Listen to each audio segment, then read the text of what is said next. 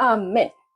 Bien, el martes pasado estuvimos en Mateo capítulo 9, ¿cierto? Donde veíamos que en los versículos al final, del verso 35 al 38, veíamos que se nos dice acá en Mateo que Jesús recorría todas las ciudades y aldeas enseñando en las sinagogas de ellos, predicando el evangelio del reino, sanando toda enfermedad, ¿ya? Y toda dolencia en el pueblo.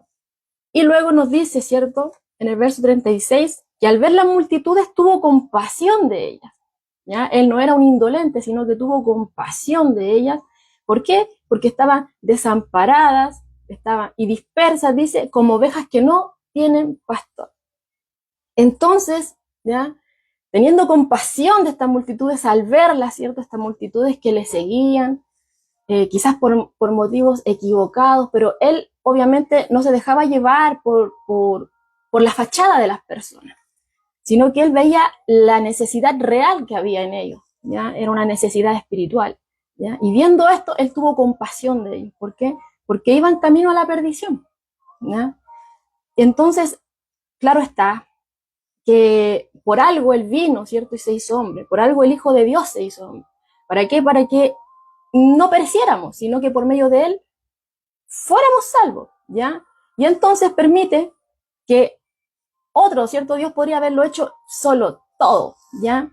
Pero él permite que hombres, ¿ya? Y mujeres que son imperfectos sean instrumentos útiles en las manos de este Dios perfecto, ¿ya? Y como vemos acá en este texto en particular, él lleva esa mirada, esa misma vista que él tenía en la multitud, lleva a sus discípulos también a mirar esto y les dice a estos discípulos, a la verdad, la mies es mucha, sí, es mucha la mies.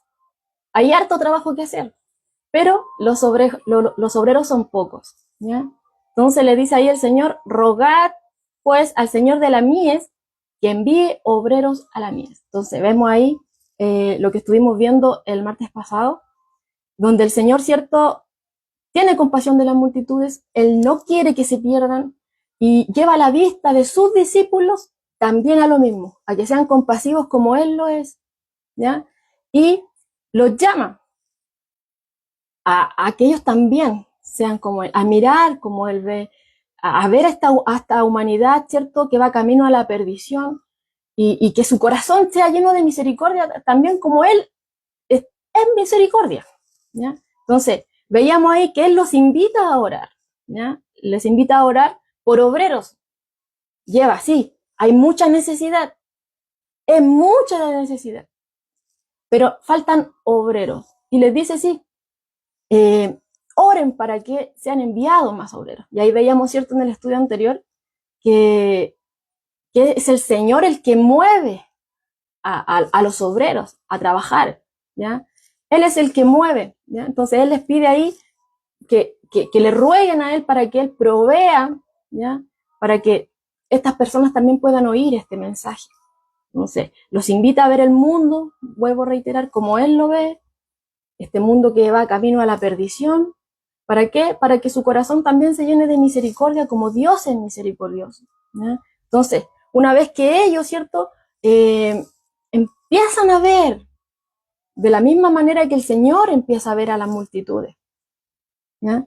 Entonces, empiezan a darse cuenta de que no era cualquier cosa estar con Él, sino que el Señor lo estaba invitando también a participar, a ser partícipes de toda esta labor, ¿ya? Lo estaba llamando a salir, lo estaba invitando a ir a advertir a esta multitud, a este mundo, ¿cierto?, que iba camino a la perdición, e invitarlo al reino del Señor, invitarlo a que venga a Él, ¿cierto? Porque claro está, y lo hemos dicho una y otra vez, en la Escritura lo dice en 2 de Pedro 3:9, que Dios no quiere que nadie perezca, sino que quiere que todos vengan al arrepentimiento. Y de hecho, como lo he dicho varias veces, ya que estemos acá un día más es por la misericordia del Señor. Que usted esté oyendo esta palabra es por la misericordia del Señor. Porque el Señor no quiere que nadie perezca, sino que teniendo esta iluminación de su palabra, entendiendo su palabra, dándonos cuenta de nuestro error, vengamos a Él en arrepentimiento y fe, ¿ya? Y Él no es alguien indolente, no es alguien que nos deja ahí a la deriva, sino que hemos visto a un Señor que está totalmente accesible, totalmente disponible para todo aquel que quiera venir a Él de manera sincera, ¿ya? Él no cierra sus oídos a la necesidad del hombre, sino que veíamos ahí que está lleno de compasión. Él no quiere que perezcan. Es cierto que muchos enfocan su vista en las cosas temporales, ¿ya? Necesidades temporales. Y si bien el Señor veía, ¿cierto?, las necesidades temporales de las personas, igual como algo que les producía aflicción, entonces les ayudaba. Ya veíamos que sanó a muchos, expulsó demonios de muchos, incluso le multiplicó alimento para darles, ¿ya? Alimento. Pero el enfoque principal es que todas esas cosas que él hacía eran señales que apuntaban a él como aquel que había de venir, ¿ya? Para que ellos pusieran sus ojos en él, que no era cualquiera, sino que realmente era aquel que venía de Dios, ¿ya? El enviado de Dios, y que por medio de él era posible la salvación, ¿ya? Ahora, como hemos visto hasta esta etapa del ministerio de nuestro Señor Jesucristo, lo hemos visto que Él ha estado ministrando solo, ¿ya? Sí tuvo la compañía de los 12, hemos visto que cuando han ido de aldea en aldea, de ciudad en ciudad, van los 12 con Él, vemos también que grandes multitudes también lo siguen, hay muchos que venían de lugares muy lejanos, ¿cierto? Pero ninguno de los 12 y ninguna persona de la multitud participaba en su ministerio excepto como un observador o un receptor, ¿ya? Venían a observar o venían a pedir, ¿cierto?, al Señor, pero de otra manera no participaban, ¿ya? Y bueno, recordando el que predicaba, ¿cierto? Veíamos predicando primero, era Juan el Bautista, ¿ya? Que llamaba, ¿cierto?, al pueblo al arrepentimiento. Estaba preparando el campo, el terreno, ¿cierto?, para la llegada del Mesías, ¿ya? Cuando el Mesías se manifestara. Entonces él estaba preparando el terreno y veíamos a Juan el Bautista llamando al arrepentimiento a la gente, que se bautizaran, ¿ya?, para perdón de los pecados. Estaba preparando el terreno. Pero luego vemos a un Juan el Bautista que fue apresado, ¿ya?, por lo que pasó ahí con Herodes, ¿cierto?, y su esposa, o sea, la mujer con la que estaba y que no debería de estar, ¿ya?, que era Herodías, y bueno, ahí termina encarcelado, ¿ya? Entonces ahora Jesús es el único obrero de Dios en este campo del mundo, ¿ya? Juan está encarcelado y Jesús prácticamente en esta etapa está solo ministrando. Entonces, ¿qué pasa con esto? Vamos a empezar a ver, ¿cierto?, que él comienza con las etapas preliminares de comisionar a los 12. Les invita a unírseles en esta labor, ¿ya? La mies es mucha, los obreros son pocos, los invita a orar por los obreros, pero también les dice a ellos, sí, oran por los obreros, pero usted tiene que estar ahí, ¿ya? Están orando por los obreros, pero con las herramientas en mano, ¿ya? Entonces, claro está que ellos tenían mucho que aprender todavía, antes de poder ser enviados a representar a su Señor. Tenían mucho que aprender todavía. Y es en ese aprendizaje que el Señor concentra, ¿cierto?, su atención y su esfuerzo. Y de hecho podemos ver aquí, en este capítulo 10 de Mateo, que vamos a leer, que vamos a darnos cuenta de un cambio. Por ejemplo, en el versículo 1 y el versículo 2, que vamos a leer, hay un cambio, ¿ya? El Señor primero le llama, dice la Escritura, discípulos, se le llama discípulos, y después en el versículo 2 ya vemos que aparece la palabra apóstol aquí en Mateo. Entonces les voy a invitar a que leamos Mateo capítulo 10, y si Dios lo permite, vamos a exhortar del verso 1 al 15. Dice así la palabra del Señor. Elección de los 12 apóstoles. Entonces, llamando a sus 12 discípulos, ahí está la primera palabra, discípulos. Entonces, llamando a sus 12 discípulos, les dio autoridad sobre los espíritus inmundos para que los echaran fuera y para sanar toda enfermedad y toda dolencia. Los nombres de los 12 apóstoles son estos. Primero, Simón, llamado Pedro, y Andrés su hermano, Jacobo, hijo de Zebedeo, y Juan su hermano, Felipe, Bartolomé, Tomás, Mateo el publicano, que es el escritor del mismo libro que estamos viendo acá, Mateo, Jacobo, hijo de Alfeo, Lebeo, por sobrenombre Tadeo, Simón el cananista y Judas Iscariote, el que también le entregó. Continuamos, misión de los 12. A estos 12 envió Jesús y les dio instrucciones diciendo: por camino de gentiles no vayáis, y en ciudad de samaritanos no entréis, sino id antes a las ovejas perdidas de la casa de Israel. Y yendo, predicad diciendo: el reino de los cielos se ha acercado.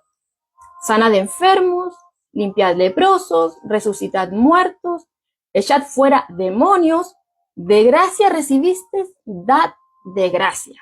No os proveáis de oro, ni plata, ni cobre en vuestros cintos, ni de alforja para el camino, ni de 2 túnicas, ni de calzado, ni de bordón, porque el obrero es digno de su alimento. Mas, en cualquier ciudad o aldea donde entréis, informaos quién en ella sea digno y posad allí hasta que salgáis. Y al entrar en la casa, saludadla. Y si la casa fuere digna, vuestra paz vendrá sobre ella. Mas si no fuere digna, vuestra paz se volverá a vosotros. Y si alguno no os recibiere ni oyere vuestras palabras, salid de aquella casa o ciudad y sacudid el polvo de vuestros pies. De cierto os digo que en el día del juicio será más tolerable el castigo para la tierra de Sodoma y de Gomorra que para aquella ciudad. ¿Ya? Bueno, ahí está el texto que vamos a ver el día de hoy.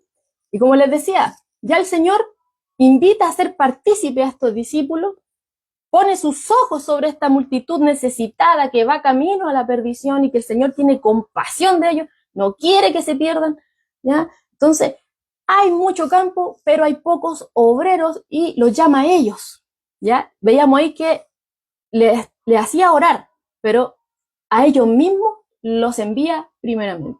Sí, oren por más, pero ustedes están dentro primero, ¿ya? Ustedes están trabajando ya primero y oren para que el Señor levante más. Y como les decía, o sea, les falta mucho todavía por aprender, ¿ya? Tenían mucho que aprender antes de poder ser enviados por el Señor, ¿ya? Y el Señor en ese aprendizaje extra es en el que se concentra, ¿ya? Y pone todo su esfuerzo. Y vemos ahí en el versículo 1, como les decía, que el Señor dice que, bueno, dice aquí en Mateo, en el versículo 1, llamando a sus 12 discípulos. Los llama, ¿cierto? A estos 12 discípulos y les da autoridad, pero luego vemos que en el versículo dice los nombres de los 12 apóstoles. Entonces vemos ahí un cambio, ya en el versículo 1, cuando dice los 12 discípulos, los que aprenden, ¿ya? Sí, están en proceso de aprendizaje. Estaban siendo formados para llegar a ser apóstoles, que significa, ¿cierto?, los que son enviados, ¿ya? Entonces ahí podemos ver que ellos, que son los que aprenden, que son los discípulos, estaban siendo formados por el Señor para ser enviados, es decir, apóstoles. Y hubo 4 fases generales de la capacitación de Jesús para que los discípulos fueran formados en apóstoles. Las 2 primeras, hablamos de su conversión y su llamado inicial a seguir al Señor. ¿Por qué? Porque de los muchos que venían a seguir al Señor, de muchos que venían de lugares lejanos, ¿cierto? De muchos que el Señor incluso hizo milagros en ellos, ¿ya? Y que incluso en algunas ocasiones le dijeron que si lo podían seguir, pero el Señor los enviaba a testificar a otro lado, no los dejaba ir con Él, ¿ya? Entonces, de estos muchos que venían a Él, el Señor solamente escogió a estos 12, ¿ya? Para un servicio especial y exclusivo, ¿ya? Solamente a ellos, eligió a estos 12 para un servicio especial, para un servicio exclusivo, ¿ya? Y los deja, ¿cierto? Hemos visto ya que los llama, ¿cierto?, a dejar sus antiguas ocupaciones, como vemos en el caso de Mateo, ¿cierto?, que era un publicano, y él mismo cuando el Señor lo llama, él deja todo ahí y lo sigue, ¿ya? Entonces, y así también sucedió con los demás, ¿ya? Cuando estaban en el mar trabajando y el Señor les llama y le dice, les haré pescadores de hombres. Y le siguen, el Señor los llama, ¿cierto?, a dejar sus antiguas ocupaciones y les da una vocación totalmente nueva. Entonces ahí podemos ver las dos primeras fases que fueron, ¿cierto?, su conversión y su llamado inicial a seguir al Señor. Un llamado, ¿cierto?, que fue a un servicio especial, a un servicio exclusivo para ellos. La tercera fase ya de capacitación es la que ellos experimentan durante estos 3 años que están con Él, ya cuando Él estaba, ¿cierto?, antes de la crucifixión, durante su ministerio terrenal. Entonces vemos ahí que ellos constantemente están con Él, viven con Él, duermen cerca de Él, comen con Él, van para todos lados con Él. Ya, entonces, continuamente están aprendiendo de Él a través de la enseñanza, por medio de la instrucción, pero también a través de su propio ejemplo de vida. Porque las palabras del Señor iban acorde a lo que Él vivía. Él no predicaba algo que Él no hiciera, ¿ya? Sino que todo coincide. Lo que enseñaba y lo que vivía coincidía, iba acorde, ¿ya? Entonces ellos ahí aprendían de su instrucción y también a través de su ejemplo. Entonces, y esta es la fase en la que nos encontramos ahora, aquí en Mateo 10, porque estamos todavía durante el ministerio terrenal de nuestro Señor Jesucristo y Él está preparando, está formando, los llamó y lo está formando para ser enviado, ¿ya? Y la cuarta y última fase de la capacitación de nuestro Señor a ellos, ya, bueno, comenzó después de la resurrección y la ascensión del Señor. Vemos que después de la resurrección, Él está con ellos, ¿cierto?, por una X cantidad de días, pero ya no iba a estar de la misma manera a la cual ellos estaban acostumbrados. Por ejemplo, hasta este entonces, que estaba Él, dormía con ellos prácticamente, comía con ellos, estaba para todos lados con ellos, pero ya no iba a ser igual. Luego de la resurrección, sí les instruyó, ¿cierto? Les decía que lo que Él pasó tenía que suceder así, que estaba en los profetas, les comenzó a enseñar. Pero luego, ¿cierto?, de su ascensión, cuando Él ya asciende al Padre, Él ruega para que venga el Espíritu Santo, ¿ya? Y dice que el Espíritu Santo iba a ser su ayudador, iba a ser el consolador. El Espíritu Santo le iba a recordar todas esas cosas que Él les había enseñado. Entonces ahí vemos que ahí sigue en este proceso. Entonces, Jesús escoge de todos los que venían solamente a 12 hombres. Solamente a 12 con el fin de que fueran sus apóstoles, ¿ya? Bueno, en los primeros versículos que estábamos leyendo, cuando ya se da el nombre de los discípulos, bueno, que ya los nombra como apóstoles, ¿cierto? Los nombres de los 12 apóstoles, como dice en el versículo 2. Al final dice, y Judas Iscariote, el que también le entregó. Bueno, enterados por la Escritura, sabemos que Judas se quita la vida. Entonces tenía que haber alguien que ocupara ese lugar. Y ahí vemos, ¿cierto?, en el libro de los Hechos que Matías fue agregado posteriormente para reemplazar a Judas Iscariote, el que le entregó, como dice acá en Mateo capítulo 10. Y claro está, que cuando lo eligen, bueno, se empieza a hablar de que aquel que iba a ser escogido, antes de que fuera escogido Matías, empiezan a hablar, ¿cierto?, de que aquel que va a ser escogido para ocupar el puesto, ¿cierto?, que quedó ahí vacío por Judas, tenía que cumplir ciertos requisitos. Esto sale en Hechos capítulo 1, del verso 21 al 26, ¿ya? Para que no crean que yo estoy inventando. Hechos 1, del 21 al 26, dice así: es necesario, pues, que de estos hombres que han estado juntos con nosotros todo el tiempo que el Señor Jesús entraba y salía entre nosotros, comenzando desde el bautismo de Juan hasta el día en que entre nosotros fue recibido arriba. Uno sea hecho testigo con nosotros de su resurrección. ¿Ven? Ahí se dan, ¿cierto?, estos requisitos que tenía que cumplir aquel que iba a ocupar el puesto de Judas, ¿ya? Entonces, aquí empiezan a decir, uno que ha estado con nosotros, uno que fue testigo, ¿cierto? En el momento en que el Señor fue bautizado, ¿cierto? Con Juan, ¿ya? Cuando él inicia su ministerio terrenal, ¿ya? Y está este testimonio audible del Padre, uno que estuvo con él, que vio lo que él hacía y que incluso, ¿cierto? Fue testigo ocular de su resurrección. Tenía que cumplir todos estos requisitos. Entonces dice, uno que tenga todas estas características va a ocupar el lugar, ¿ya? Y sigue diciendo, y señalaron a dos que cumplían con estos requisitos. Dice a José llamado Barsabás, que tenía por sobrenombre Justo, y a Matías. Y orando dijeron, se pusieron a orar, ¿ya?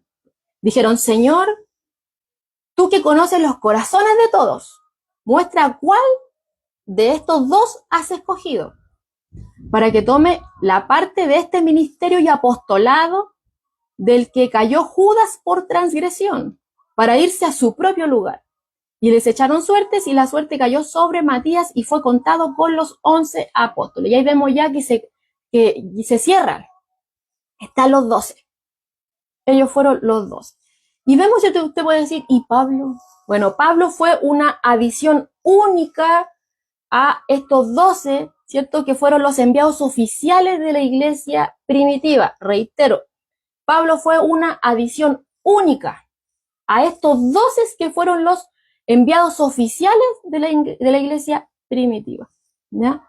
De hecho, Pablo en 1 Corintios 15, del verso 3 al 9, dice así, porque primeramente yo os he enseñado lo que asimismo recibí, que Cristo murió por nuestros pecados, se incluye nuestros pecados, nótese eso,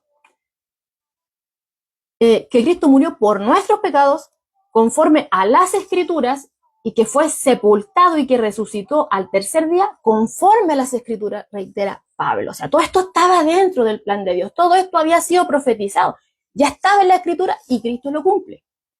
Y luego sigue diciendo, y que apareció a Cefas y después a los 12, hablando de la resurrección de Cristo, cuando ya empieza a aparecer a aquellos que habían depositado su confianza en él, porque no apareció a nadie más, sino solamente a aquellos que habían creído en él, ¿ya? Dice, apareció a Cefas, después a los 12, después apareció a más de 500 hermanos a la vez, de los cuales muchos viven aún y otros ya duermen. Después apareció a Jacobo, después a todos los apóstoles, y al último de todos, dice aquí Pablo, al último de todos, como a un abortivo me apareció a mí. Porque yo soy el más pequeño de los apóstoles, que no soy digno, dice Pablo, no soy digno de ser llamado apóstol porque perseguí a la iglesia de Dios. Y ahí vemos dos palabras, ¿cierto? Bueno, ahí vemos que él dice que como el último de todos se me apareció a mí, ¿ya? Y ahí veíamos que dentro de los requisitos era ser testigo de la resurrección de Cristo. Y vemos ahí que Pablo dice, de lo último se me apareció a mí. Yo fui el último en ver a Cristo resucitado. No soy digno de ser llamado apóstol, no soy digno de ser enviado porque yo perseguí a esa iglesia, yo la perseguí, no soy digno, ¿ya? Pero Cristo murió por nuestros pecados y me incluyo, ¿ya? Entonces, es alentador, hermanos, darnos cuenta que Jesús no llamó a estos discípulos para que se convirtieran, ¿cierto?, en apóstoles en base a sus capacidades o a su fidelidad. Vemos ahí que mismo Pablo dice, murió por nuestros pecados, me incluyo. De los pecadores, dice en otro texto, yo soy el primero, dice Pablo. No soy digno, ¿ya? Ni siquiera de ser llamado apóstol, no soy digno ni siquiera de ser enviado. ¿Por qué? Porque yo perseguía a la iglesia, ¿ya?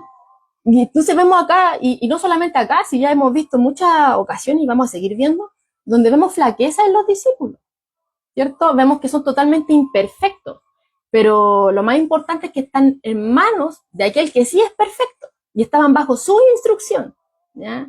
A través de palabras y a través también de hechos, ¿ya? Entonces, Dios no lo elige, ¿cierto? En base, ¿cierto?, a lo que a cómo ellos eran, a las capacidades que tenían, no, sino que únicamente los elige en base a lo que Él podía hacer en ellos, mediante obviamente su poder divino, obrando a través de estos hombres. De hecho, podemos ver acá que, y lo que hemos visto hasta hace poco, que los escritores bíblicos, ni siquiera los evangelistas, ni los escritores de la epístola, ninguno oculta sus defectos, no oculta las deficiencias incluso dentro del pueblo de Dios, ni siquiera de los líderes que son más destacados. Tomando el ejemplo reciente, Pablo. Él mismo dice ahí, yo perseguía a la iglesia. ¿Ya? Y dice, los pecadores yo soy el primero. Cristo murió por nuestros pecados, me incluyo, no soy digno. ¿Ya? Entonces vemos ahí que no se esconden los defectos, no se esconden las deficiencias, ¿cierto?, del pueblo de Dios, no se esconden ni siquiera de los líderes. Ninguno trata de ocultar sus falencias. Incluso vamos a ver más adelante a un Pedro, ¿cierto?, que niega al Señor. Que niega al Señor. Vamos a ver muchas veces, cuando Jesús multiplica, ¿cierto?, los panes y los peces, y después vuelve a hacer algo, un milagro similar, y les pregunta a los discípulos, ¿de dónde podemos sacar a un par de discípulos? ¿De dónde podemos sacar para alimentar a todos ellos? Y dicen, no, ni aunque tuviéramos tanto dinero, parafraseando, podríamos alimentar a toda esta multitud, ¿cierto? Pero ya el Señor había mostrado todas las cosas que podía hacer. Pero vemos ahí, ¿cierto?, que tenían debilidades, que tenían falencias, ¿ya? Y eso claramente nos muestra, ¿cierto?, claramente que las escrituras son veraces, ¿ya? Porque cualquiera que quisiera quizás hacerse relucir de una manera que no corresponde, habría modificado el texto mostrándose prácticamente como alguien totalmente imperfecto. O sea, perfecto, mejor dicho. Como alguien totalmente perfecto, sin ningún tipo de imperfección, sin ningún tipo de nada, ¿ya? Pero aquí vemos que ni los evangelistas, ni tampoco los escritores de la epístola, ni tampoco, ni del Antiguo ni del Nuevo Testamento vemos que se esconden estas cosas. Los errores de aquellos que sí confiaban en Dios, sí tenían falencias, sí tenían debilidades, pero vemos que Dios obra a través de ellos, que no están solos, no están desamparados, ¿ya? Y de hecho, lo podemos ver, o sea, durante todo este tiempo de instrucción, estos 3 años de instrucción que los discípulos estuvieron bajo la dirección del Señor, vemos que ellos presentan muy pocas señales de madurez, prácticamente casi nada, pero sí vemos muchas señales de inmadurez, ¿ya? Y claro está que todo esto nos da una vista panorámica de lo misericordioso que es nuestro Señor, ¿cierto?, con aquellos hombres imperfectos, ellos, y también lo podemos ver hacia nosotros, que nosotros también fallamos, nosotros también nos equivocamos, también nos desviamos, también flaqueamos, ¿cierto? Pero podemos ver ahí, sí, la misericordia, pero también podemos ver la gran paciencia del Señor, tratando con esta humanidad, tratando, ¿cierto?, con nosotros, ya que somos totalmente débiles y sensibles, pero Él trata de manera paciente, de manera amorosa, con cada uno de nosotros. Lo podemos ver en ellos, que estaban ahí con Él, ya, obrando. Él haciendo los milagros, expulsando demonios, calmando tempestades, teniendo el control sobre lo visible y sobre lo invisible, ¿ya? Pero igual dudaban, igual flaquearon, igual al final huyeron, como ovejas, ¿cierto?, que a todos lados, ¿ya? Asustadas, a esconderse por ahí, cuando el Señor fue arrestado. Pero vemos después que el Señor sigue tratando con ellos, no los desecha, a pesar de sus errores, sino que los sigue perfeccionando, como les decía. O sea, primero los llama, los perfecciona, los escoge a ellos, ¿cierto? Los sigue formando durante estos 3 años, y después de su muerte y resurrección, Él sigue enseñándole, después manda el Espíritu Santo y sigue obrando a través de ellos, ¿ya? Entonces, vemos, ¿cierto?, que a pesar de todo esto, el Señor, sabiendo cómo eran, y sabiendo también, claro, viéndolo, porque no es que digamos, cómo eran los discípulos, ¿no? Si ahí los tenemos que ver reflejados cada uno de nosotros, ¿ya? Tenemos que ver reflejado ahí. Nosotros somos así, ¿ya? Pero a pesar de cómo ellos eran, el Señor, bueno, ya lo sabía. Y Él les concede a estos 12 discípulos, como lo veíamos en el versículo 1, una autoridad divina para que ellos hagan exactamente lo que Él ya ha venido haciendo, ¿ya? Él les da autoridad sobre los demonios, les da poder para sanar a los enfermos, ¿cierto? Los envía a predicar. Entonces, el hecho de que ellos hicieran lo que Él ha venido haciendo, demostraba que habían sido enviados por Él, ¿ya? Asimismo como todo lo que hizo el Señor Jesús demostraba que había sido enviado por el Padre, ¿ya? Entonces, todo lo que iban a hacer ahora, demostraba que el Señor les había enviado. Ahora usted podría decir, pero 12 escogió solo a 12. Sí, escogió solamente a 12, una cantidad que quizá al ver a las multitudes parecería algo insignificante para la tarea que tenían por delante, porque no solamente se iban a enfrentar a la maldad, a este sistema incrédulo del mundo, no, sino que iban a tener una lucha espiritual, ¿ya?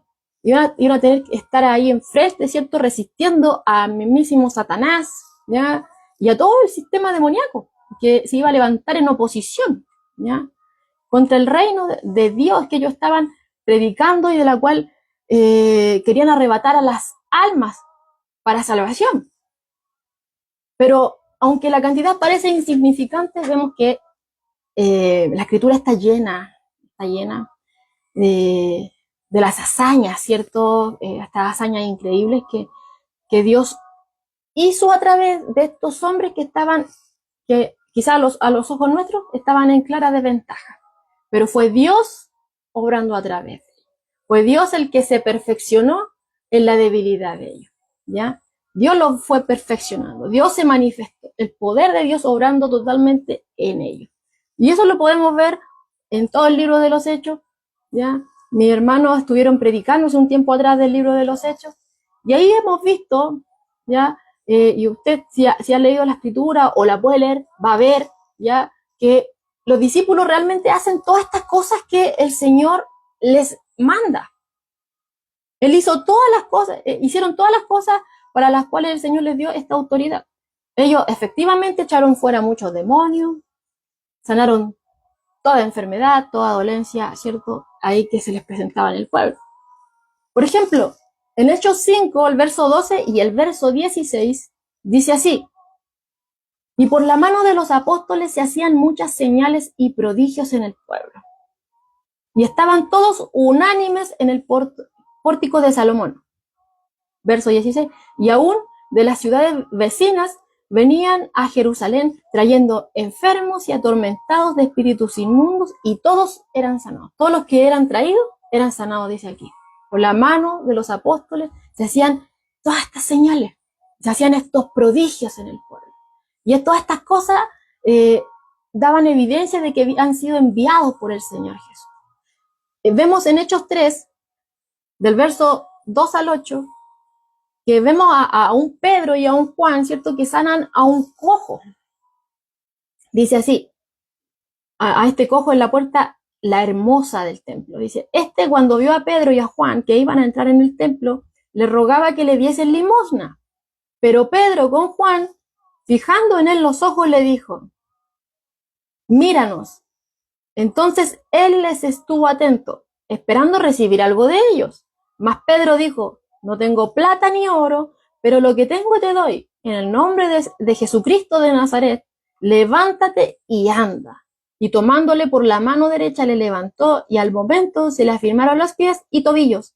Y saltando, se puso en pie y anduvo. Y entró con ellos en el templo, andando y saltando y alabando a Dios. Vemos otra ocasión, en Hechos 14 del 8 al 10, donde vemos que a un hombre, ¿cierto?, en Listra, dice aquí que estaba sentado, imposibilitado de los pies, cojo de nacimiento, que jamás había andado. Pablo le declaró, levántate derecho sobre tus pies, y él saltó y anduvo. Vemos también otro ejemplo en Hechos 28, versos 8 y 9, que también fue a través de Pablo. donde vemos que, ¿cierto?, que mientras Pablo estaba varado en la isla de Malta, él sana, ¿cierto?, al padre de Publio, que era el funcionario principal de la isla. Y dice, y hecho esto, también los otros que en la isla tenían enfermedades venían y también eran sanados. Entonces vemos que los apóstoles manifestaron el tipo de poder del reino que su Señor había manifestado. Era el Señor obrando a través de ellos por medio del Espíritu Santo. Y por esta obediencia, por esta fiel obediencia de ellos, empiezan a trastornar todo lugar donde iban. De hecho, en Hechos 17:6 dice que estos son los que trastornan el mundo entero, ¿ya? Entonces trastornan prácticamente Jerusalén y todo lugar, el mundo entero, ¿ya? Dice aquí un comentarista, las obras de misericordia y de gracia que los 12 realizarían atraerían oyentes bien dispuestos y garantizarían una aceptación favorable para las buenas nuevas que anunciarían, ¿ya? Entonces, aquí como lo dice el comentarista, todo esto que estaban haciendo ellos, que el Señor les había enviado a que hicieran, ¿ya? Iba a atraer oyentes que iban a estar bien dispuestos, ¿ya? Y iba a prepararlos para que aceptaran favorablemente las buenas nuevas que iban a anunciar, ¿ya? Ellos obraban, la gente iba a ser atraída, iba a venir y de manera favorable iban a oír el mensaje que ellos traían para anunciar. Ahora, cuando íbamos leyendo, ¿cierto?, de los versos 5 en adelante, nos vemos que el Señor les dice que sí los envía a estos 12, les da las instrucciones, ¿cierto?, a este mandato. Y lo primero que vemos es que les dice, por camino de gentiles no vayáis, y en ciudad de samaritanos no entréis. Es cierto que hemos hablado de que, y vamos a seguir hablando de que la gran comisión, ¿cierto?, fue una orden amplia, donde Cristo, ¿cierto?, manda a predicar el evangelio a todo el mundo. Pero claro está que para poder llevar a cabo esa gran comisión, ellos tenían que recibir primeramente los dones y los ministerios específicos de parte del Señor. Pero eso iba a ocurrir después de la muerte, resurrección y ascensión de Cristo, cuando viniera el Espíritu Santo. Aquí, cuando estamos en el texto, aquí en el versículo 5, eso todavía no ocurría. Cristo estaba con ellos, todavía preparándoles, formándoles, ¿ya? Entonces, en este tiempo en particular, en el que estamos aquí ahora en el relato bíblico, el objetivo del Señor fue totalmente específico y limitado. Los apóstoles no debían entrar en ningún camino o región que perteneciera a gentiles, es decir, a personas que no fueran judías, ni tampoco tenían que entrar en ciudad que perteneciera a samaritanos, ¿ya? En otras palabras, en esta ocasión, no debían de predicar el mensaje de salvación a alguien que no fuera judío, ¿ya? Ahora, los samaritanos eran despreciados, porque ya sabemos que los gentiles eran personas que no eran judías, ¿ya? Pero vemos acá que los samaritanos también aparecen en escena, y ellos eran especialmente despreciados por los judíos porque eran mestizos. ¿Qué quiere decir esto? Que no eran ni verdaderos judíos ni verdaderos gentiles, ¿ya? Recordemos que los samaritanos surgieron tras el exilio, ¿ya? En el tiempo de los reyes, cuando sacan, ¿cierto?, sacan al exilio, ¿cierto?, al pueblo que estaba ahí, no a todos, sino que sacaron un buen resto, ¿cierto?, y se los llevan ahí al exilio. Y también estos, ¿cierto?, que eran los asirios, traen a otros que habían sacado de otros lugares y los traen a este lugar, a Samaria, ¿ya? Traen extranjeros a este lugar, ¿ya? Entonces es ahí donde estos judíos y estos extranjeros se mezclan, ¿cierto?, dando a luz, ¿cierto?, a lo que ya se conoce como samaritanos, o sea, que no eran ni verdaderos judíos ni tampoco eran verdaderos gentiles, porque eran una mezcla de esto, ¿ya? Y los judíos despreciaban a los samaritanos, los despreciaban. De hecho, podemos ver el caso de la mujer samaritana cuando Jesús le pide agua, ¿cierto? Dice que el Señor le pide agua y le dice, tú siendo judío me pides agua a mí que soy samaritana, ¿ya? De hecho, hemos estudiado ya que si fuera por los judíos, no pasaban por ahí, sino que preferían, ¿sabes? ¿Cierto? De Jerusalén, irse por otro lado, evitando pasar por Samaria para llegar incluso ahí a Galilea, ¿ya? Pero trataban de saltarse Samaria. Pero ahí vemos que el Señor sí va. ¿Por qué? Porque Él siempre mostró, ¿cierto?, bondad hacia los samaritanos.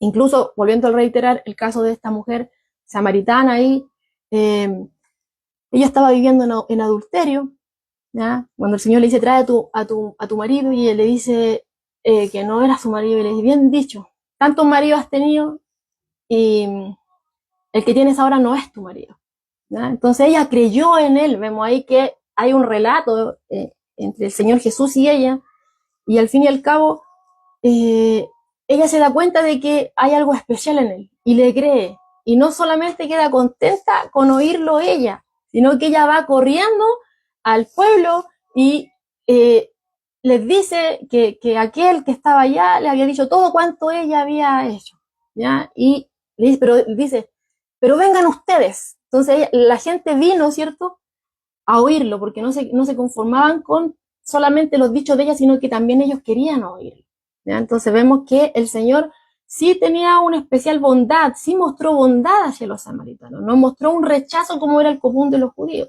¿ya? Y otro ejemplo lo tenemos en una parábola que el Señor presenta, donde pone a un samaritano representando prácticamente la compasión divina, donde vemos que él va contando que había un personaje X, ¿cierto?, que estaba muy mal, y que pasó un personaje, después pasó otro personaje, que eran de judíos, ¿cierto?, y no le ayudaron, y pasa un samaritano, y él sí le presta auxilio. Entonces vemos ahí que él, ¿cierto?, muestra algo bueno, a pesar de que eran despreciados, ¿ya? Él lo muestra aquí como lo representa un samaritano, como que si fuera la personificación misma, ¿cierto?, de la misericordia divina. Ahora, en las últimas palabras de Cristo, ¿cierto?, a los apóstoles, antes de ascender al Padre, ¿ya?, luego de la resurrección, antes de ascender al Padre, Él nombra a Samaria como un campo de misión, ¿ya? Dice en Hechos 1:8, recibiréis poder cuando haya venido sobre vosotros el Espíritu Santo, y entonces me seréis testigos en Jerusalén, en Judea, ¿ya?, en Samaria y hasta lo último de la tierra, ¿ya? Entonces, a la luz de esto que le estoy diciendo, este mandato que el Señor le está dando acá, esta instrucción que el Señor le está dando, cuando les dice ahí, por camino de gentiles no vayáis, y en ciudades samaritanos no entréis, fue solamente un mandato temporal, ¿ya? Porque la redención del mundo siempre ha sido el plan de Dios. Eso lo vemos desde el principio, cuando Dios llama a Abraham, ¿ya? O sea, no solamente lo llama a él para que sea bendecido él y sus descendientes, sino que le promete que a través de él, de sus descendientes, iban a ser benditas todas las naciones, todas las familias de la tierra. Génesis 12:3, ¿ya? Entonces, ¿qué pasa? Que el pueblo de Dios, al igual que su Hijo unigénito, el Señor Jesús, ¿ya?, ellos fueron llamados a ser luz, como dice en Hechos 13:47, fueron llamados a ser luz para las naciones, a fin de llevar la salvación hasta lo último de la tierra. Porque desde el principio la nación de Israel no fue llamada simplemente para recibir, sino también para ser un canal de bendición de Dios, ¿ya? Este pueblo que del pacto, de las promesas, debía ser el pueblo, ¿cierto?, tenía que servir de testigo al mundo, o sea, a los gentiles, ¿ya? Porque ahí veíamos que hablaba el Señor de que iban a ser testigos, donde en Jerusalén, en Judea, que era territorio, ¿cierto?, judío, Jerusalén, Judea, primero los judíos, y después dice Samaria y después el mundo, ¿ya? Entonces ahí ya vemos que no era que el Señor lo estaba excluyendo diciendo, no, es que no, la salvación no va para ellos, sino que en este momento especial esa fue la indicación para ellos. Ahora, surgen a lo menos 3 razones posibles de por qué el Señor decide restringir, ¿cierto? En este tiempo, en el que estamos ahí, ya, en el relato bíblico, el ministerio de los apóstoles solamente a las ovejas perdidas de la casa de Israel. En primer lugar, es que Israel tenía un lugar especial dentro del plan de Dios. Esa puede ser la primera opción. Que ellos tenían un lugar privilegiado, un lugar especial dentro del plan de Dios. Ellos eran el pueblo escogido, ellos eran el pueblo de los pactos, ellos eran el pueblo, ¿cierto?, que había recibido las promesas, la ley, y que incluso del cual había venido el Mesías, ¿ya? Entonces, ellos estaban en un lugar especial. Ahora, recordemos que cuando Juan el Bautista predicaba, ¿a quién le predicaba? Le predicaba a sus compatriotas. Y les decía, arrepentíos. ¿Por qué? Porque el reino de los cielos se ha acercado.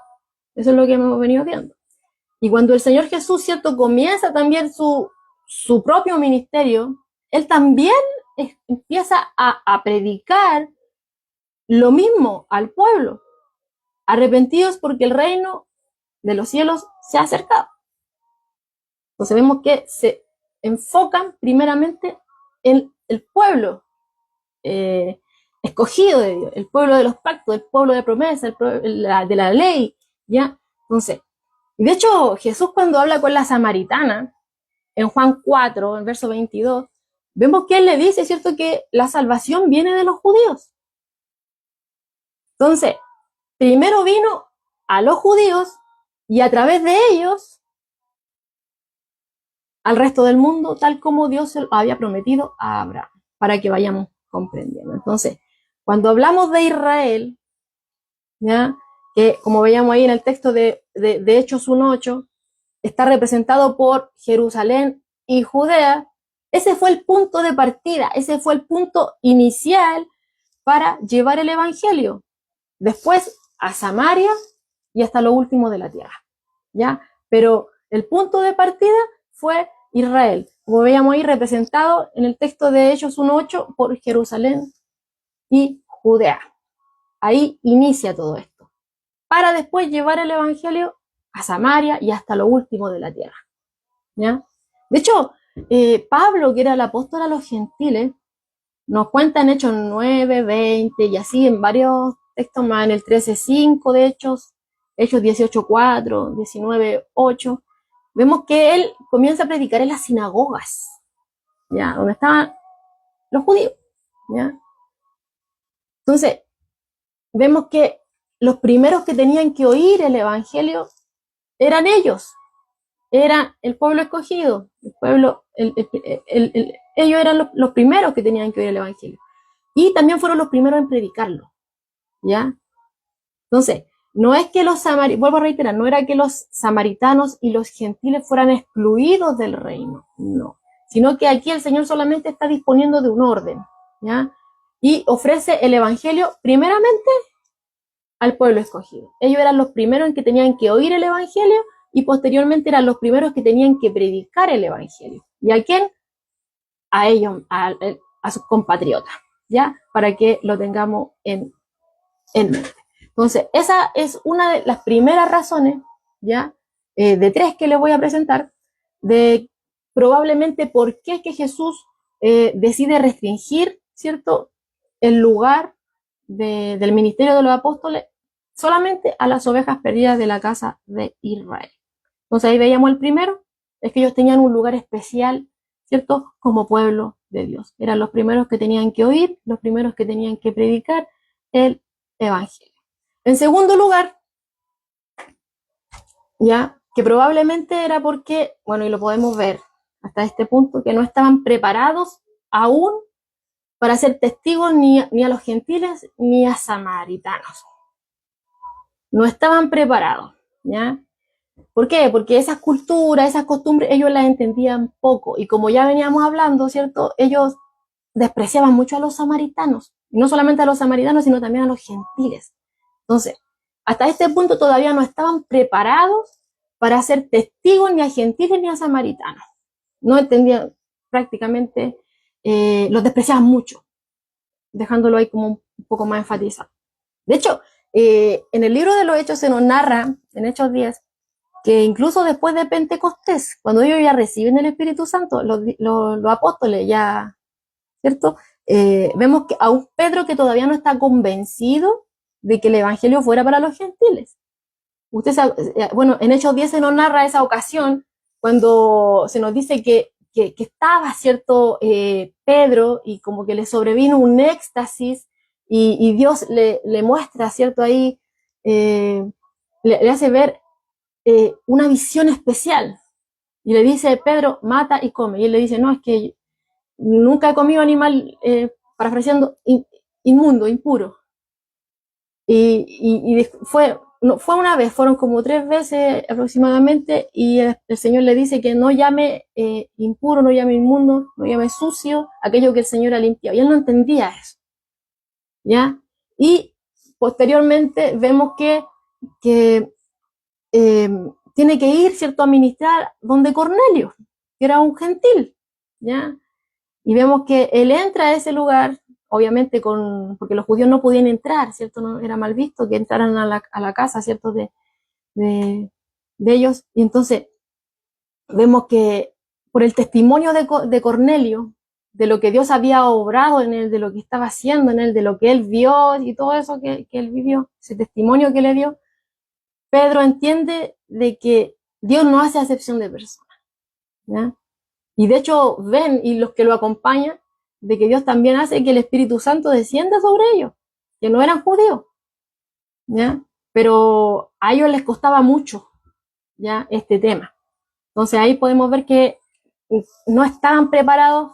Ahora, cuando estábamos acá con el Señor Jesús, no estaban preparados todavía para ministrar, ser testigos, ¿cierto?, a los gentiles ni a los samaritanos. Y vemos que incluso les cuesta un poco aquí a Pedro, después, cuando ya tenían el Espíritu Santo, cuando ya el Señor ya había dado su vida y había ascendido al Padre.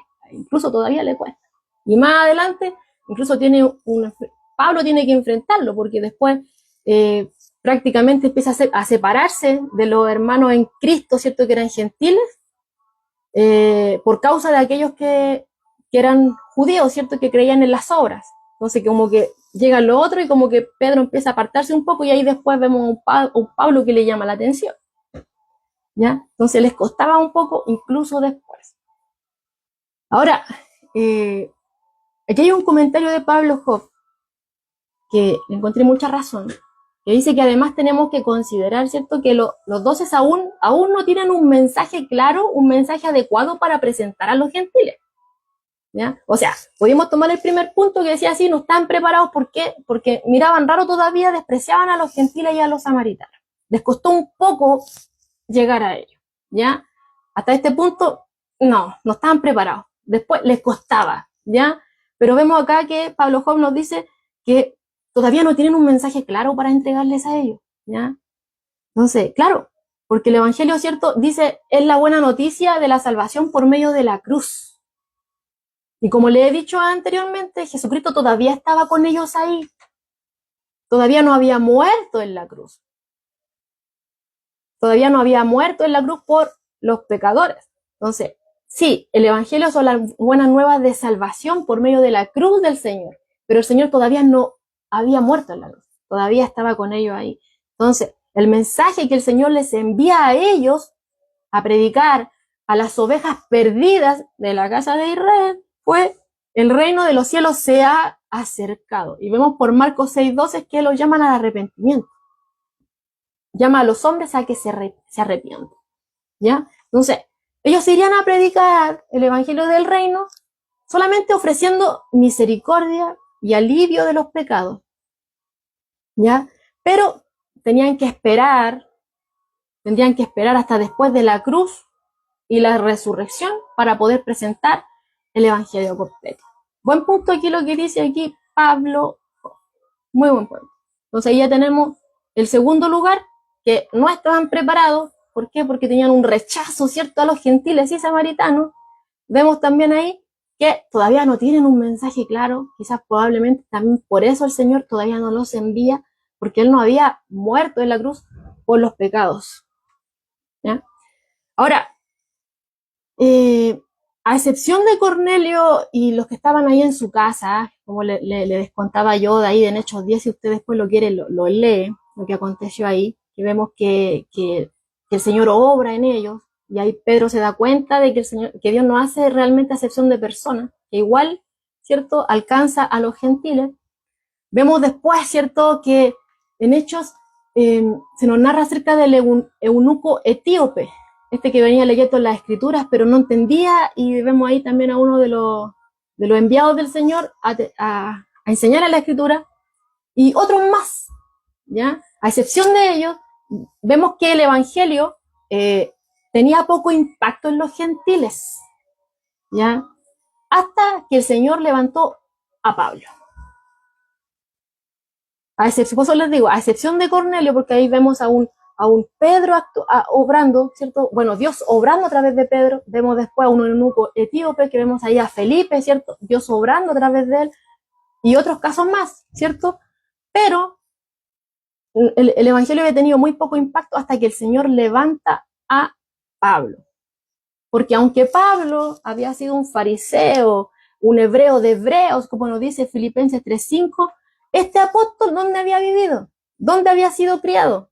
En Tarso, ¿ya? Que era una ciudad gentil. Entonces, este varón era un doctor en literatura, en religión y en cultura gentil. Aquí hay un comentario que les quiero leer textual.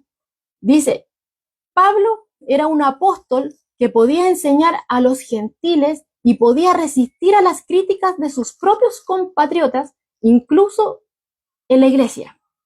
Tenía el conocimiento y la capacidad para enseñar tanto a judíos como a gentiles en todos los niveles sociales, en todo el imperio romano, ¿ya? Entonces vemos ahí que el Señor usa a Pablo, ¿ya?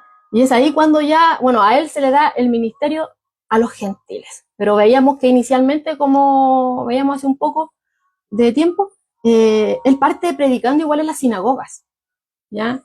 A los compatriotas. Y había mucho ahí que muchas veces hubieron muchas discusiones fuertes. De hecho, Pablo iba a la sinagoga a discutir con ellos, a presentarle qué es lo que el evangelio, y hay muchos que se resistían, ¿ya? Y ahí ya después de un tiempo ahí se apartaba, y al final después se fue a los gentiles, ¿ya? Entonces, el evangelio había tenido poco impacto, volviendo a reiterar, en los gentiles, a excepción de Cornelio, el eunuco y otros casos en particular, pero esto fue hasta que el Señor ya después levanta a este varón Pablo, ¿ya? Entonces ahí podemos considerar eso como segundo punto, como algo de que no estaban preparados para llevar un mensaje a los gentiles ni samaritanos. ¿Por qué? Porque los despreciaban mucho, probablemente, no entendían sus costumbres, sus culturas, las rechazaban, las despreciaban, y también porque no tenían un mensaje adecuado para presentar aún, porque Cristo no había muerto todavía en la cruz. Entonces no tenían un mensaje completo para presentar. Entonces probablemente por eso ya Jesús no los envía allá ahora. Ahora era algo temporal, ¿ya? Y el tercer lugar, es probable, ¿cierto?, que Jesús restringiera este primer ministerio de los apóstoles por una razón práctica, dice aquí MacArthur, de que los 12 necesitaban un punto especial de ataque, un campo limitado y familiar en que pudieran concentrar sus esfuerzos novatos, ¿ya? Ese sería el tercer punto.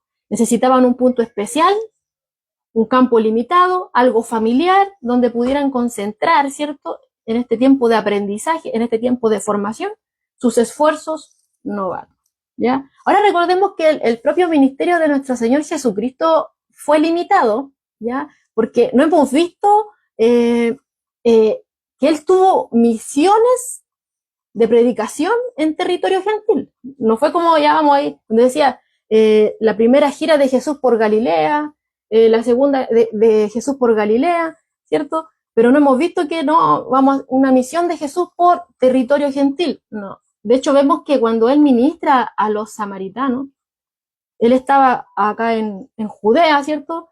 Y iba a Galilea, que está arriba. Y en medio de estos dos, ¿cierto?, de estas dos regiones judías, está Samaria.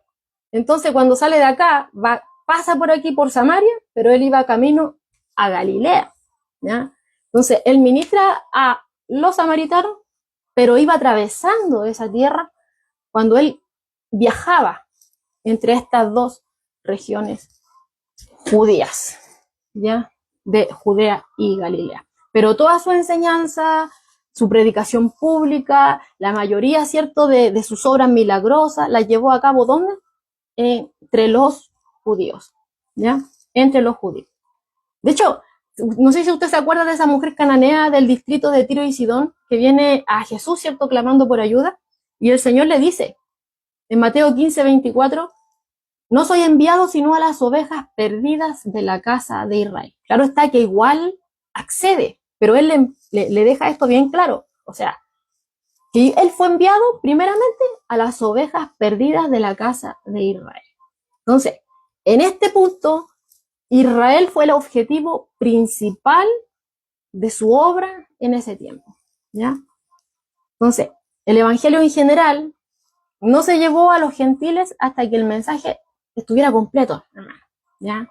Estuviera completo. Cuando ya el evangelio estuvo completo, cuando ya Cristo, ahora estamos con él en su ministerio terrenal, luego cuando ya va a la crucifixión, luego ya muere, resucita, asciende, viene el Espíritu Santo, ¿cierto? Que capacita, ¿cierto?, a estos discípulos. A estos ya no eran discípulos, sino que ya son apóstoles, ¿ya? Cuando ya el mensaje ya estaba completo, es entonces cuando se les da la tarea, ¿cierto?, de, bueno, dice, a Judea, ¿cierto?, a Jerusalén, Judea, Samaria y hasta los confines de la tierra, ¿ya? Entonces, cuando ya tienen el mensaje completo, es entonces que ya el Señor permite que ya el campo ya se abre más. Pero aquí ya estaban siendo formados. Tenía que ser algo limitado, ¿cierto?, considerando también las opciones anteriores. Primero el pueblo judío, ellos eran los primeros que tenían que oír el evangelio, los primeros que tenían que predicarlo.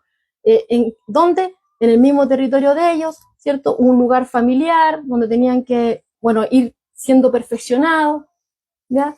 Todavía no tenían un mensaje claro para presentar a los gentiles, no estaba el evangelio completo, Cristo todavía no había muerto en la cruz, y también tenían cierto rechazo todavía a los gentiles y a los samaritanos, ya como lo hemos visto anteriormente. Ahora, bueno, con respecto a esto de que el evangelio en general no se llevó a cabo, ¿cierto? No se llevó en tierra gentil, a cabo en tierra gentil todavía, porque primero se le tenía que presentar al pueblo judío, al pueblo escogido de Dios. Y esto lo podemos ver en palabras de Pablo, que dice, porque no me avergüenzo del evangelio, porque es poder de Dios para salvación a todo aquel que cree. A todo aquel que cree, dice aquí Pablo. No me avergüenzo del evangelio, porque es poder de Dios para salvación a todo aquel que cree. Al judío primeramente, y también al griego. O sea, aquel que no es judío. ¿Ya? Entonces vemos ahí, el enfoque primordial era al pueblo escogido de Dios, al pueblo de las promesas, al pueblo que recibió la ley, al pueblo de donde vino el Mesías. ¿Ya? Ahora, las instrucciones de Jesucristo se dividen en dos categorías, dice aquí el escritor del libro Se hizo hombre, Pablo Juan. Algunas de las que vemos acá, de las instrucciones que leímos acá en Mateo capítulo 10, son solamente para la misión de los 12. ¿Ya? Eran instrucciones solamente para este momento y esa ocasión, ¿ya? Solamente para ellos, y no tienen un valor permanente, dice aquí el escritor. Y otras son en parte profecías y se aplican a los obreros del Señor en todas las épocas, en todo tiempo. Por ejemplo, nos dice en el versículo 9 y 10. Vamos a leer el versículo 9 y 10. Bueno, aquí vemos que el Señor les da una instrucción y les dice, no os proveáis de oro, ni plata ni cobre en vuestros cintos, ni de alforja para el camino, ni de dos túnicas, ni de calzado, ni de bordón, porque el obrero es digno de su alimento. Ahí está el texto. Esa instrucción es temporal, ¿ya? Esa instrucción de que ellos no tenían que llevar consigo dinero, por eso dice oro, plata y cobre, eran monedas de aquel tiempo, ¿ya? De mayor valor a menos valor. No tenían que llevar consigo dinero, no tenían que llevar consigo bolsa quizás para la comida, para el pan, como dice ahí el escritor, ni tampoco una ropa de repuesto para cambio, no tenían que llevar nada de eso. Pero esa es una instrucción solamente temporal, porque vemos en Lucas 22, del verso 35 al 36, que él sí les dice, bueno, les dice, ¿se acuerdan cuando yo los envié y les dije que no llevaran dinero, que no llevaran comida, que no llevaran ropa de repuesto? ¿Se acuerdan? ¿Les faltó algo? Y ellos le dicen, no, Señor, no nos faltó nada, parafaseando. Y le dice, ya, ahora les digo, lleven dinero, lleven bolsa, lleven esto. El que no tiene espada, venda su túnica y compre una. ¿Ya? Entonces ahí podemos ver con eso que esta instrucción fue solamente para ahora. Y después él les da otra instrucción diferente. Entonces esa instrucción que podemos ver acá en Mateo 10, del verso 9 y 10, fue una instrucción temporal, como nos dice aquí el escritor Pablo Hoff. Fue solamente para la misión de los 12 en un tiempo específico y no tiene un valor permanente. Pero por otro lado tenemos un ejemplo de algo que sí es para todas las épocas, de algo que sí es una instrucción para todo tiempo, para los que son obreros del Señor. Por ejemplo, aquí dice, es permanente el principio de no ministrar por motivos de lucro. Eso es algo permanente. No ministrar por motivos de lucro. Veíamos antes cuando leíamos el versículo 8, decía, sanad enfermos, limpiad leprosos, resucitad muertos, echad fuera demonios. Todo lo que el Señor ya venía haciendo, ¿cierto? Y lo que veíamos anteriormente de predicar, curar enfermedades, toda dolencia y todas esas cosas que el Señor ya venía haciendo, ellos ya las estaban haciendo.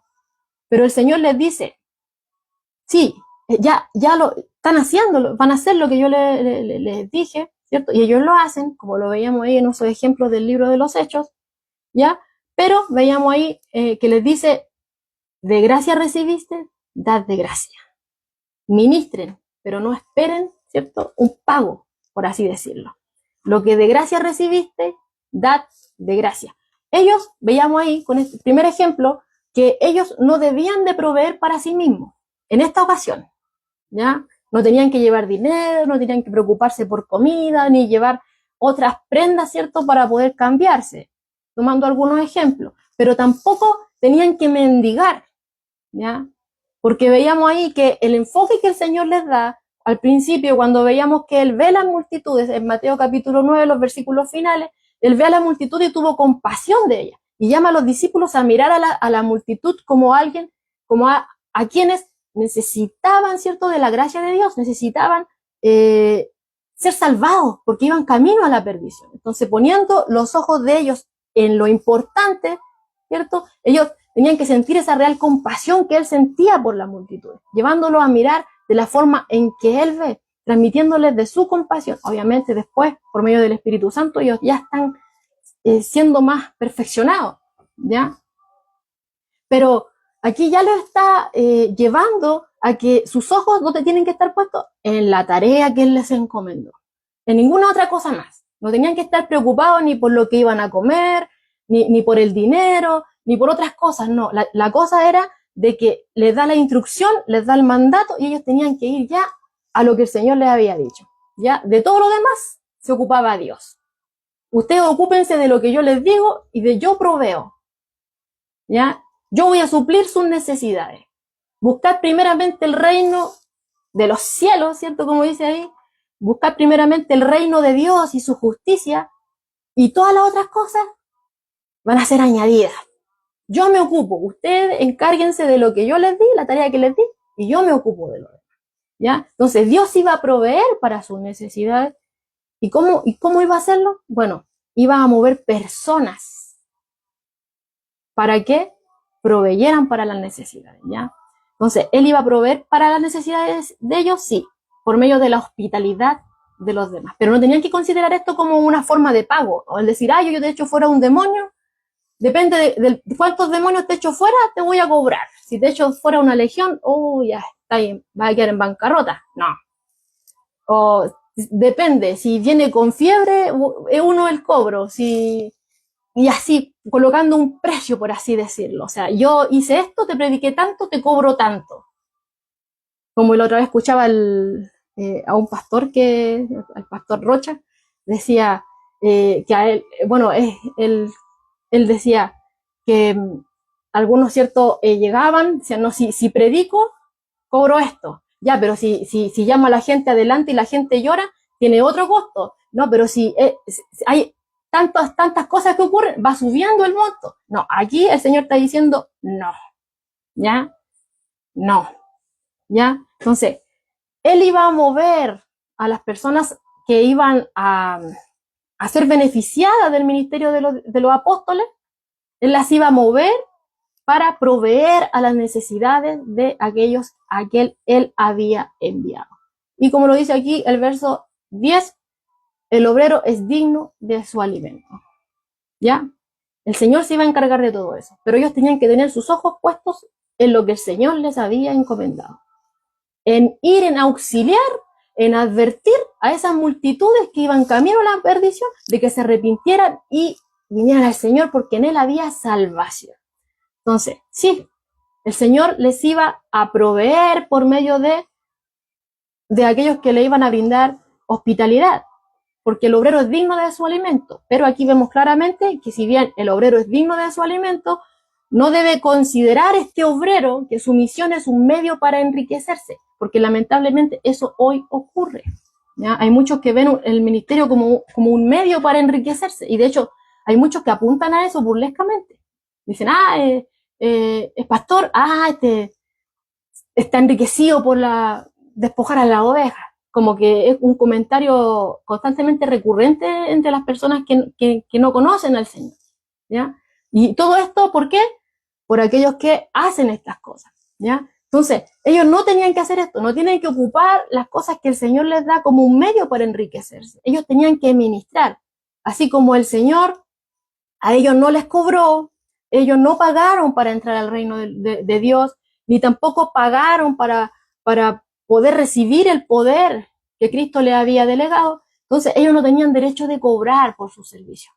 Lo que de gracia recibieron, tenían que dar de gracia. ¿Ya? El poder no era de ellos, sino que el poder era de Dios. Y entonces, ¿para qué tenía que usarse? Para la gloria de Dios, no para ellos prosperarse, ¿ya? No para una prosperidad de suministro. No. Y de hecho, ningún servicio cristiano debe realizarse por dinero. Ningún servicio cristiano debe realizarse por dinero. Dice aquí un comentarista: qué gran escándalo es para un hombre traficar con los regalos con los cuales pretende haber recibido por parte del Espíritu Santo, de los cuales él no es maestro sino siervo. Aquel que predica para ganarse la vida o para hacer una fortuna es culpable del sacrilegio más infame. Lo que de gracia recibiste, dad de gracia. ¿Ya? El Señor nos manda a tener los ojos puestos en las tareas que Él nos encomienda, ¿cierto? El Señor no quiere que nadie se pierda, el Señor quiere que ahí estén nuestros ojos, que seamos compasivos, ¿cierto? Que nuestros ojos estén puestos en esa multitud, de advertirles, de traerlas a Cristo, que conozcan la verdad del Evangelio, que lo podamos explicar de la manera más clara posible para que ellos lo puedan entender, ¿cierto? Y puedan venir a Cristo. Bueno, nuestra tarea es predicar, enseñar la palabra, pero el que convence los corazones y trae el arrepentimiento es el Espíritu Santo. De todo lo demás se ocupa el Señor. Nosotros tenemos que ocuparnos únicamente de predicar. El Señor provee, el Señor da, ¿cierto? Lo que uno realmente necesita. No es que Él va a proveer lo que a mí se me ocurra, no, sino lo que uno realmente necesita, ¿ya? Pero en ninguna manera tenemos que servir a Él teniendo nuestros ojos puestos en la bolsa, por así decirlo, como Judas, ¿ya? Y decía que él sacaba de la bolsa, ¿no? En ninguna manera tenemos que guardarnos de todas esas cosas, aunque hay muchos que hoy día lo hacen, como les decía, lamentablemente, y que el Señor sea obrando en sus corazones para que se arrepientan, ¿ya? Porque Él todavía está, bueno, estos son mensajes que no se predican por lo mismo, ¿ya? Porque no son populares, no les sirven. Eso no lo va a escuchar a usted en esa mega iglesia donde le gusta, ¿cierto?, despojar la iglesia, a la oveja. No lo va a escuchar, ¿ya? Pero lo vemos aquí a la luz de la Escritura. El Señor no les cobró a los discípulos, ellos no pagaron por entrar al reino de Dios, no pagaron por el poder que Cristo les delegó, no tenían derecho de cobrar, hacerse ricos, como dice ahí, traficar con regalos que no me pertenecen. que son del Señor y que el Señor me los da con un propósito, para ser útil en su reino, ¿ya? Entonces, a la luz de esto, podemos darnos cuenta de que así sí habían instrucciones que eran temporales, que eran solamente para los discípulos en este momento, en esta ocasión, y también hay instrucciones que son permanentes para todo tiempo, ¿ya? Ahora, de los versos del 1 al 13, perdón, del 11 al 13, nos damos cuenta de que si bien el Señor los envía y les da las instrucciones de cómo tienen que ir, les dice aquí que si este mensaje iba a ser recibido por algunos, ¿ya? El versículo 11 al 13 nos dice que si este mensaje iba a ser recibido por algunos. Dice, vas en cualquier ciudad o aldea donde entréis, informaos quién en ella sea digno y posar allí hasta que salgáis. Y al entrar en la casa, saludadla. Y si la casa fuere digna, vuestra paz vendrá sobre ella. Vamos a dejarla ahí.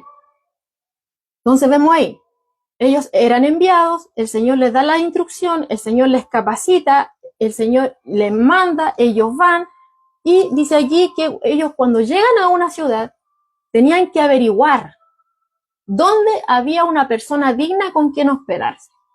Probablemente alguien que fuera conocido por ser piadoso, cuya integridad, cuyo estilo de vida no fuera cuestionable en la comunidad, ¿ya? Entonces, encontrando a esa persona, van a la casa de esa persona y dice ahí que si la casa es digna, cuando habla de una casa digna, se refiere a donde el testimonio y la obra de ellos fueran apreciados, fueran recibidos, fueran aceptados como de parte de Dios. En otras palabras, fueron bien recibidos, tanto el mensajero como el mensaje, en otras palabras, ¿ya? Esa casa era digna, la que recibía al mensajero y al mensaje.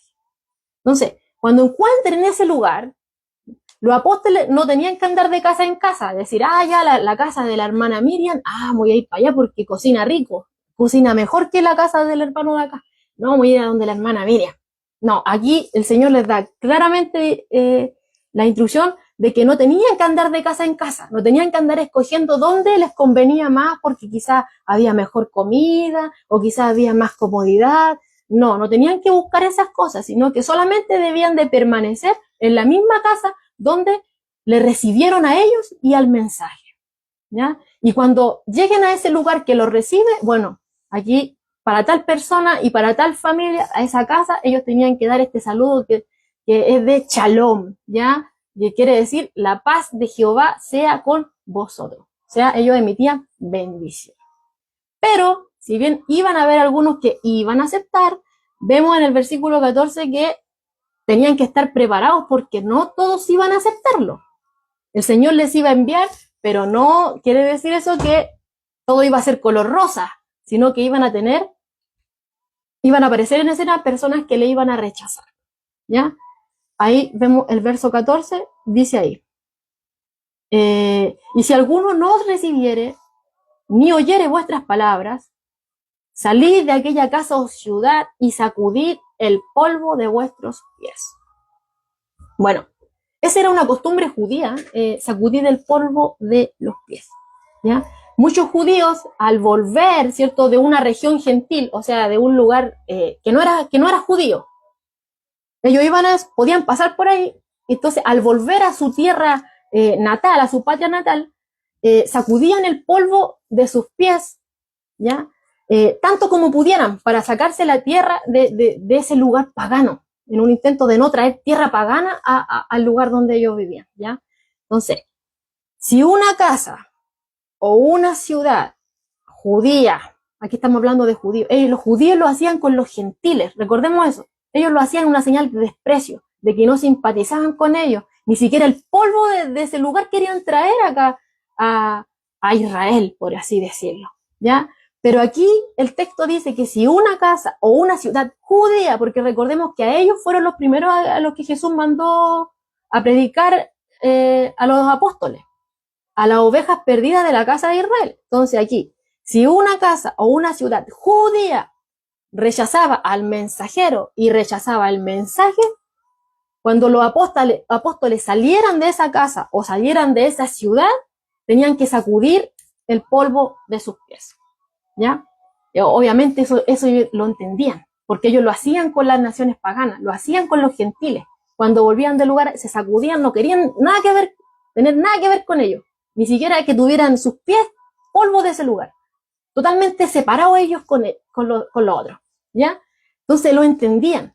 Ahí hay un comentario que dice, el sacudir el polvo significa que no deben aceptar humilde y sumisamente el rechazo. No deben aceptar humilde y sumisamente el rechazo, sino que deben exteriorizar el hecho de que han sido despreciados, haciendo evidente la ruptura de la comunión que se ha producido. Tienen que subrayar el hecho de que los que no han querido escuchar se han perdido algo importante para sus vidas. Bien, ahí para que nos quede un poco más claro. Entonces, cuando ellos no recibían este mensaje que Cristo les había enviado a advertir a la gente, ¿ya? No recibían al mensajero, no recibían el mensaje, entonces ellos tenían que exteriorizar, ¿ya? El hecho de que habían sido despreciados y sacudían el polvo de sus pies en una señal de que, como decía ahí, se ha roto esa comunión, de que en una señal de que se habían perdido algo importante para sus vidas, ¿ya? Ahora, no es que el texto no quiere decir que debamos alejarnos de aquellos que rechazan el evangelio cuando lo oyen por primera vez, porque suele suceder que de repente uno le predica a alguien y la persona de inmediato dice cosas que no, bueno, demostrando su rechazo, ¿ya? O incluso ni siquiera una primera vez, sino que quizá oírlo varias veces. Aquí el texto no nos está diciendo que nos apartemos inmediatamente de aquellos que lo oyen por primera vez o varias veces. No, nos está diciendo que aparece la morita, que hagamos eso, que lo rechacemos de una y que nos apartemos de ellos. No. ¿Por qué? Porque de haber seguido esa práctica, muchos creyentes, hermanos, no estarían hoy en el reino. Y de los, como decía Pablo, de los primeros, yo soy la primera, porque a mí varias veces me predicaron y yo nunca, no quería, ¿ya? Y yo creo que quizá a usted también le pasó lo mismo. Quizás muchos le transmitían el mensaje y una y otra vez y donde iba, pero uno no... Pero Dios es tan paciente, hermano, Dios es tan paciente que igual, aunque quizás no oímos una primera vez, cuando alguien nos habló, o una segunda o una tercera vez, igual Él siguió tratando con nosotros hasta que nos atrajo a Cristo, ¿ya? Ahí podemos ver eso que les decía hace un momento, esa compasión, esa misericordia, esa paciencia del Señor para con nosotros. No nos deja ahí a la deriva, a pesar de cómo somos. Y Él igual nos alcanza en su misericordia, ¿ya? Entonces, no se trata de que nos apartemos, que alguien nos recibió de primera o quizás de otras veces que le hayamos predicado el evangelio. No quiere decir eso, porque si hubiera sido así, muchos ya no estaríamos aquí. Primeramente yo, ¿ya? Porque Dios es totalmente paciente con los pecadores, ¿ya? Él no quiere que nadie perezca, sino que todos procedan al arrepentimiento, ¿ya? Entonces, Jesús no estaba hablando tampoco de aquellos que les cuesta entender o creer el evangelio, ¿ya? Porque hay muchos que uno les presenta el evangelio y como que les cuesta entender y tienen duda y preguntan y como que dicen, no, pero es que no sé. Les cuesta creer, les cuesta entender. No, el Señor no está hablando de eso. Sino lo que el Señor está hablando aquí, y ya lo hemos venido viendo, el Señor está hablando de aquellos que después de oír el mensaje claro del evangelio, de ver las señales irrefutables que confirmaban quién era, siguen resistiendo y oponiéndose al mensaje. De ellos el Señor está hablando, ¿ya? De aquellos que viendo las señales que el Señor estaba obrando a través de los discípulos, que eran cosas que Él ya venía haciendo, echando fuera demonios, sanando enfermedades, predicando el evangelio, todas esas cosas decían, mostraban que Jesús venía del Padre y a la vez mostraba que los discípulos eran enviados de Jesús, ¿ya? Y demostraban que Jesús era realmente quien era, el Hijo de Dios, el Salvador del mundo, el Mesías prometido, ¿ya? Entonces, no está hablando de aquellos que no reciben a primera aquellos que les cuesta entender, que les cuesta un poco creer, no está hablando de ellos, sino que está hablando de aquí en este texto, de aquellos que oyendo el Evangelio, el mensaje claro, y de ver las señales que acompañaban todo esto, ya que confirmaban lo que estaban enseñando, seguían resistiendo y rechazando al mensaje. Entonces aquí lo que el Señor se está refiriendo es a esos habitantes que habían escuchado muchas veces su predicación y que habían presenciado sus milagros, pero igual lo rechazaron. Incluso ahí vemos el ejemplo de los líderes religiosos, que incluso lo acusaron de obrar por medio del poder de Satanás. O sea, hasta ese punto hemos visto que ha llegado. Bueno, y después vamos a ver que terminan crucificándolo, ¿ya? Pero claro, todo esto está dentro del plan de Dios. Entonces, Jesús a ellos se está refiriendo acá y está advirtiendo, ¿ya? Se refiere a ellos, pero está advirtiendo. Porque vuelvo a reiterar, Dios no quiere que nadie perezca, sino que procedan al arrepentimiento. Y Él advierte para que se arrepientan. Y está diciendo, de cierto os digo, que en el día del juicio será más tolerable el castigo para la tierra de Sodoma y Gomorra que para aquella ciudad. Para aquella ciudad que rechace. Para aquella ciudad que rechace este mensaje que traen estos enviados, estos apóstoles, ¿ya? Y que viendo las señales, igual rechazan, ¿ya?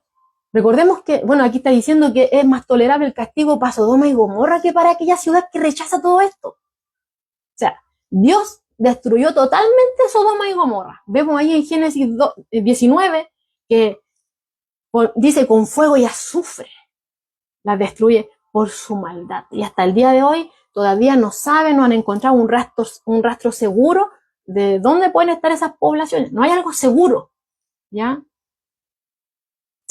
O sea, usted dice, terrible, la destruyó totalmente por su maldad, con fuego y azufre. Fue algo terrible. Pero aquí el Señor está diciendo que aquellos que desprecian este mensaje, aquellos que desprecian el Evangelio, enfrentarán un destino totalmente peor que el de Sodoma y Gomorra, ¿ya? Totalmente peor que aquellas ciudades que fueron destruidas. Y esas ciudades fueron destruidas sin haber oído ese mensaje. ¿Te das cuenta de eso? Dios las destruyó y ellos no habían oído el mensaje. Que estos ahora, aquí, y que después, y que hoy, siguen oyendo. No habían oído ese mensaje y Dios la castigó de esa forma. Destruyó todo eso. Porque Dios es amor. Por eso dice la Escritura, porque de tal manera amó Dios al mundo que envió a su Hijo unigénito, para que todo aquel que en Él cree no se pierda. Dios abrió camino de salvación por medio de su Hijo amado Jesucristo. Dice la Escritura que no hay salvación en otro nombre, sino solamente en el nombre de Jesucristo. Dios es amor y por eso envió a su Hijo amado Jesucristo, para que nosotros no nos perdiéramos, para que viniéramos a Él en arrepentimiento y fe, reconociendo que somos pecadores y que estamos perdidos sin Cristo. Pero en Él tenemos perdón de nuestros pecados, tenemos salvación. Dios es amor, por eso hizo todo este plan, pero también es fuego consumidor. Aquel que rechaza toda esta gracia de Dios tiene que pagar el mismo por sus pecados. De hecho, Juan 3:36 dice, el que cree en el Hijo tiene la vida, pero el que rehúsa, y enfatiza ahí, el que rehúsa creer, teniendo toda la claridad de lo que se le está presentando del Evangelio, el que se rehúsa a creer en el Hijo no verá la vida, sino que la ira de Dios está sobre él. Dios es amor, pero también es fuego consumidor. Por eso envió a Cristo, porque Él no quiere que nadie perezca, sino que todos procedan al arrepentimiento. Y es por eso, hermano, que Dios sigue llamando al arrepentimiento, sigue llamando a hombres para que vengan a rendirse a Cristo. Los sigue formando, los forma, los equipa por medio del Espíritu Santo, por medio de su palabra. Y los sigue enviando a predicar el Evangelio, a enseñar su palabra. Él sigue haciendo todo esto. ¿Por qué? Porque Él quiere que transmitan fielmente su palabra, ¿ya? Porque al predicar fielmente su palabra, es su palabra la que tiene poder. Como dice la Escritura, Dios dijo y se hizo. Tan solo con que Él dijo, se hizo. Su palabra expuesta, como realmente lo es la que trae pecadores al arrepentimiento. ¿Ya? Cuando uno le añade o le quita, ya, ahí ya empieza a distorsionarse el mensaje. Tiene que ser fielmente compartida y el Señor está, por eso sigue llamando, sigue formando, sigue equipando y sigue enviando obreros, ya, que transmitan fielmente su mensaje de salvación a este mundo que va camino a la perdición. Porque Él no quiere que perezcan, sino que vengan al arrepentimiento, que vengan a Cristo en arrepentimiento y fe. Así que, hermanos míos, estos mismos que el Señor llama, son los mismos que el Señor se encarga de ir capacitando, los va perfeccionando, los equipa para ser instrumentos útiles en sus manos. Mientras más apegaditos estamos a Cristo, el Señor más va poniendo ese sentir que hubo en Él. ¿Ya? Aquel que no es que escatimó el ser igual a Dios como cosa que aferrarse, sino que Él vino, ¿cierto? Y tomó forma de siervo, hecho semejante a los hombres. Se sujetó a todas nuestras debilidades. ¿Para qué? Para venir a salvarnos. Él murió en la cruz para que nuestras culpas fueron sobre Él. Él pagó por nosotros.